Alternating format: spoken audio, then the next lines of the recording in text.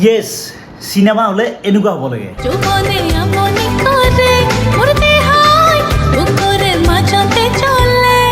acting কৰিলে এনেকুৱা acting কৰিব লাগে বুলু ভাই আমি আহো দে যাম মানে আৰু হেৰি এনে গৰমত হিমাংশু প্ৰসাদ দাসে এইখন কি বনালে হে মাই গড মানে মই এতিয়াও ভাবি আছোঁ মানে অসমীয়া চিনেমাত কি দেখালে বানাং দে নহ'লে কি বুলু ফিল্ম মই যেতিয়া চিনেমাখন চোৱাৰ কাৰণে চিনেমা হল গৈ পালোঁ তেতিয়া সন্মুখত দেখা পালোঁ এই দৃশ্য মানে চাওক অসমীয়া চিনেমা চোৱাৰ কাৰণে মানুহৰ ভিৰ চাওক চিনেমা হলৰ সন্মুখত লাম্বা লাইন বুলু ফিল্ম চোৱাৰ কাৰণে আহিলোঁ অনুৰাধা চিনেমা হলত আৰু সেয়া চাওক চিনেমাখনৰ পোষ্টাৰ তলত এইফালে ৰণবীৰ আৰু আলিয়াৰ ব্ৰহ্মাস্ত্ৰ মানে হিন্দী চিনেমাৰ ওপৰত আমাৰ অসমীয়া চিনেমাৰ পোষ্টাৰ লাগি আছে তাতকৈ আৰু গৌৰৱৰ বিষয় কি হ'ব পাৰে কওক ভাল লাগি গৈছে কিবা এটা গতিকে বলক চিনেমালৈ ভিতৰলৈকে যাওঁ আৰু চিনেমাখন চাওঁ আৰু চাই উঠি আপোনালোকক চিনেমাখনৰ সম্পূৰ্ণ ৰিভিউ দি আছোঁ মিহিকৈ ধুনীয়াকৈ লাহে লাহে চিনেমাখন আৰম্ভ হৈ গ'ল মেইনলি চিনেমাখন এই যে আপোনালোকে দেখা পাই আছে এই তিনি বন্ধু এওঁলোকৰ ঘটনাৰ ওপৰতে চিনেমাখন চলি গৈ থাকে মাজে মাজে তামাম জমনি লাগিল মানে হাঁহি হাঁহি পেটৰ নাৰী ডাল হৈ যোৱা অৱস্থা তামাম এখন চিনেমা চালোঁ লাইফত মানে সঁচাই বলক ঘৰত যাওঁ ঘৰত গৈ কিনে আপোনালোকক সম্পূৰ্ণ চিনেমাখনৰ বিষয়ে ৰিভিউ দি আছোঁ আমি এখন বিয়া বনাম মানে নেকেড চিনেমা হিমাংশু প্ৰসাদ দাসে পৰিচালনা কৰা এই যিখন চিনেমা বুলু ফিল্ম এই চিনেমাখনৰ পটভূমি হৈছে 2020ৰ লকডাউন আৰু সেই লকডাউনৰ সময়ত কি পৰিস্থিতি হৈছিল আপোনালোক সকলোৱে গমেই পায় कोविड-19 अभी खत्म नहीं हुआ है ऐसे में हमारा फर्ज है कि हम सतर्क रहें কাৰোবাৰ ধৰক যদি সৰুকৈ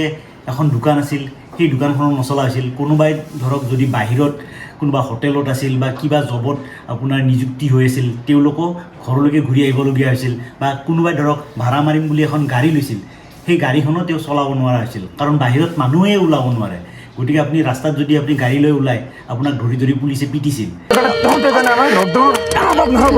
গতিকে সেই সময়ত কি হৈছিল যে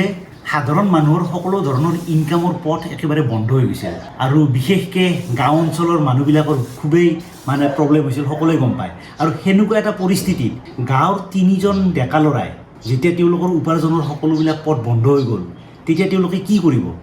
সেয়া তেওঁলোকে চিন্তা কৰি থাকে চিনেমাখনত আৰু চিন্তা কৰি এদিন তেওঁলোকৰ এটা মনত বুদ্ধি খেলায় যে তেওঁলোকে এখন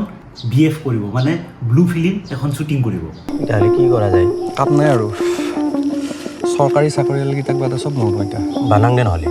কি বুলু ফিল্ম কিন্তু এতিয়া কথাটো হ'ল যে চিনেমাখনত কোনে অভিনয় কৰিব তো অভিনেতা বিচাৰি থাকে মুখ চুক ঢাকা থাকিব পইচা তয়ো পাবি আমিও পাম কৰিবি না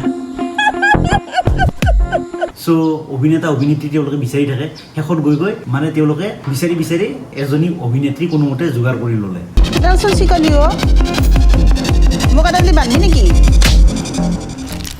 আৰু তাৰপিছত এজন অভিনেতাও তেওঁলোকে বিচাৰি পালে আৰু এতিয়া অভিনেতা অভিনেত্ৰী হৈ গ'ল কিন্তু এতিয়া শ্বুটিং প্লেচ ক'ত হ'ব চ' শ্বুটিং প্লেচ বিচাৰি থাকে চ' শ্বুটিং প্লেচ বিচাৰি তেওঁলোকে গৈ শেষত মানে এটা পৰিত্যক্ত ঘৰ এটা পায় আৰু সেই ঘৰটোত তেওঁলোকে মানে শ্বুটিং কৰিম বুলি ডিচিশ্যন লয় তো এদিন মানে এনেকৈ শ্বুটিং কৰাৰ কাৰণে সেই ঘৰটোত অভিনেতা অভিনেত্ৰীক লৈ আহে পইচাৰ প্ৰব্লেম নাই কিন্তু শেষত গৈ কিনে শ্বুটিং কৰিব পাৰিলে নে নোৱাৰিলে আৰু এই তিনিজন ডেকা ল'ৰাৰ কি হ'ল সকলোবিলাক জনাৰ কাৰণে আপোনালোকে যাব লাগিব চিনেমা হললৈকে তেতিয়াহ'লেহে আপোনালোকে সম্পূৰ্ণ ঘটনাটো গম পাব কিন্তু আপুনি এটা কথা মানিব লাগিব যে অসমীয়া চিনেমাত আজিলৈকে মই এনেকুৱা ধৰণৰ মানে আপোনাৰ এক্টিং মই দেখা নাই এক্টিঙৰ নামত একেবাৰে পূৰা 100% নেচাৰেল এক্টিং আপোনালোকে দেখা হ'ব কাৰণ আগতে কি হয় অসমীয়া চিনেমাত যদি আমি চাওঁ ক'ৰবাত নহয় ক'ৰবাত মানে অলপ অভাৰ এক্টিং যেন লাগে কিছুমানৰ এই ধৰক এতিয়া ক'ব লাগে যে এটা কথা মনত ৰাখিবা সেইটোক মানে অসমীয়া চিনেমাত এনেকৈ ক'ব এটা কথা মনত ৰাখিবা তো নৰ্মেলি আমাৰ মানুহ এজনে সেনেকৈ কয় নেকি বাৰু কেনেকৈ ক'ব ভাই এটা কথা মনত ৰাখিবা ভাই সেনেকৈ ক'ব